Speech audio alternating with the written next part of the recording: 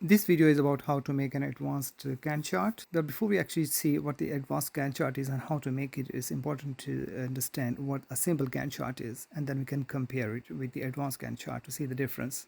So this is how a simple Gantt chart looks like. So on the left side, we have the list of tasks that we need to complete, and on the top, we have the date, which show the time frame. The left side of the bar shows the start dates, and the right side of the bar shows the end dates. So this kind of simple Gantt chart is okay for routine work where you have exact start date and then you have an exact end date. However, the only problem with this is we cannot actually monitor the progress and we cannot see whether the project is going to complete in due time or not. So this is how the advanced Gantt chart looks like. So on the left side, we have a start date just like a normal simple Gantt chart. However, for the end date, we have three different points. So the middle one shows the expected end date of the project. The right one shows the absolute end date. This is the maximum time. You cannot go beyond that time. And on the left side, we see the ideal date. So this shows that, which means that the work is possibly going to finish even before the expected date. So if you have a graph like this, which is half red and half blue, so that means the project is going really well and is expected to end in due time. However, if you see a graph like this one, that means the project is going even better and is expected to finish even before the expected date. However, the final possibility is this one where we see most of the part is red, which shows that the project is going really slow and is taking too long to complete, which is a bit worrying. So that gives you an idea in the graphical form of how the project is progressing. Now let's see how we can make this advanced Gantt chart in Excel. Okay, so in Excel I have already made this advanced Gantt chart, but obviously I will go through all the process step by step.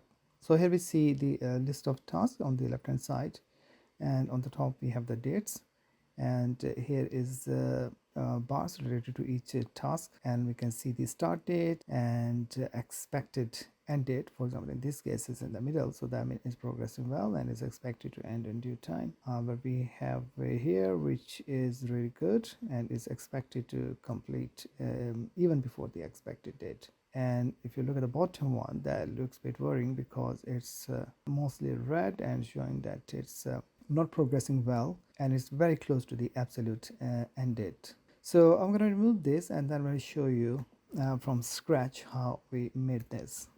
So this is the table. So if you look in the first column, we have the list of the tasks, like we have the 5 different tasks. Then the second column, we have the start date for each of these tasks. In the next 3 columns, we have the end dates. And end dates, there are 3 different possibilities. The first possibility is the ideal date. For example, in the first task, and the start date is 2nd of September. It's predicted to end by 10th September. However, if it finishes before 10th September, like 5th of December, that will be an ideal situation. While the 14th September is the absolute date. It must end before the 14th. On the right hand side, we have these 3 columns that we'll need for the calculations. So I'm going to remove that. So we'll click here, then equal to, then ideal, click on the ideal, then take away, put the minus sign, then the start date, and then enter. So that gives you 3. So the difference between the start date and the ideal is 3 days. So the same you can do for the others. So, but the easiest way is just drag it down and that will calculate for the rest of them. The second column is PI. So that is the difference between the predicted and the ideal. So again, we put equal to, predicted, take away, ideal, enter, and drag it down. And next is AP, which is the difference between predicted and absolute. So again, absolute, take away predicted, equal to absolute, take away predicted, 4, and drag it down. So this is everything that we need to make the graph. So next we do insert bar chart and 2D bar chart and stack bar. Okay, I'm going to make it slightly bigger. Okay, so because this is a blank chart, so obviously we need to add the data. So right click, select data, and here we have to add the series. So we need to add 3 series, and you have to remember that the first series would be the ideal date column, The second would be PI and the third would be AP.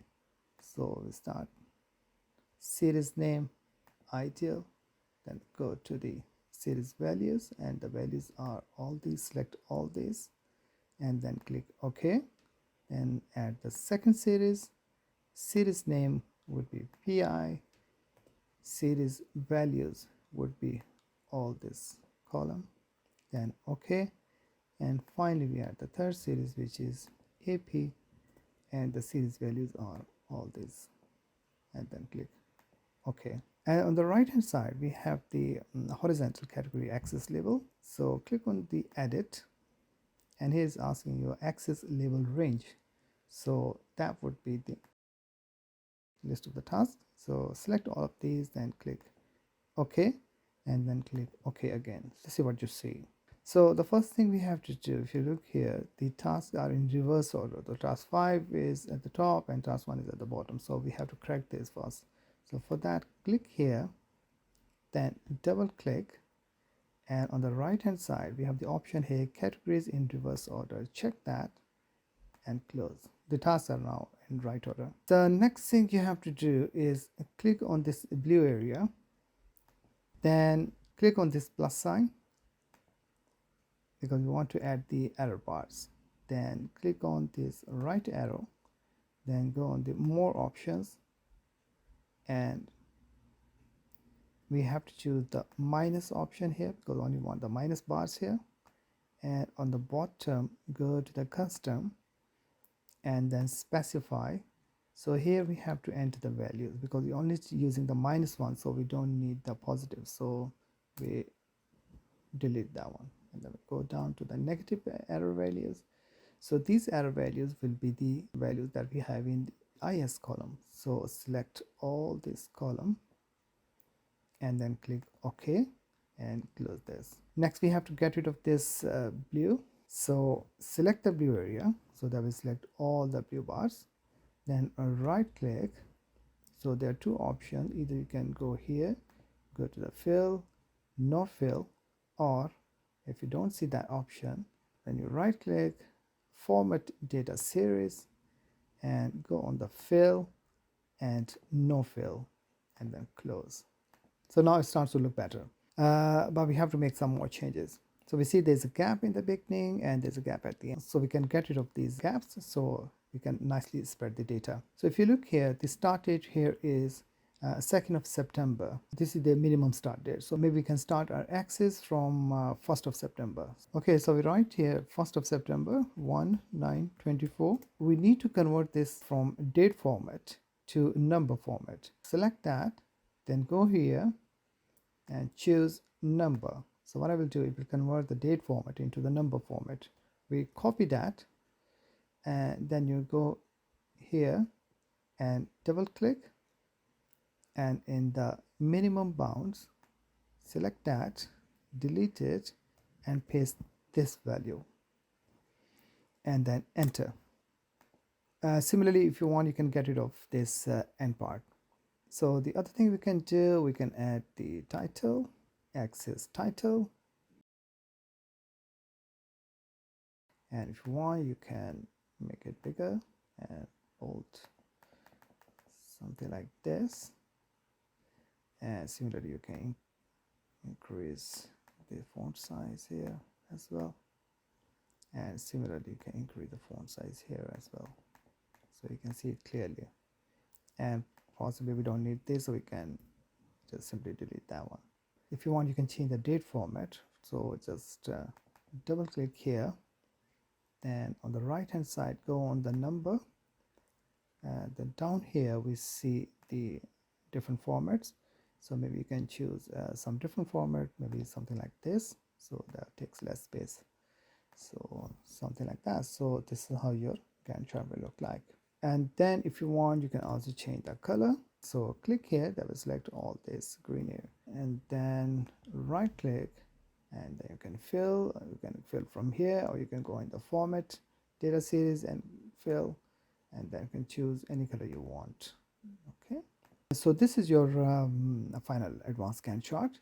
The other thing, if you want to make it look even better, so what you can do, you go on the chart design, and here you have so many different options. So maybe you can go, for example, if you go on this one, so it will look something like this. Or if you want with a black background, then you can choose this one. The only thing you have to do, you again have to get rid of this blue. So right click, fill, no fill, and this is how your final chart will look like. If you want the white one, so you can just copy this, paste here just for the comparison, and then you can again go on the chart design, choose a different one. Let's say you can choose this one or this one or this one. It's entirely up to you, or maybe this one. So let's say we use this one. So again, we need to get rid of this blue. Right click, fill, and no fill. So that's another form. So it's entirely up to you how you want to see your graph. So once you're happy with your graphs, you can adjust the fonts and other things. So it will look something like this. Okay. So this graph shows that task 1 is going very well and expected to end in time, while task 2 and task 5 looks a bit worrying because they are just near the deadlines, while graph 3 looks really good. It's expected to finish even before the expected date. So task 3 is going really well, and similar task 4 is also going really well. So I hope you find this video useful. If you have any question, then please write in the comment section, and thank you very much for watching.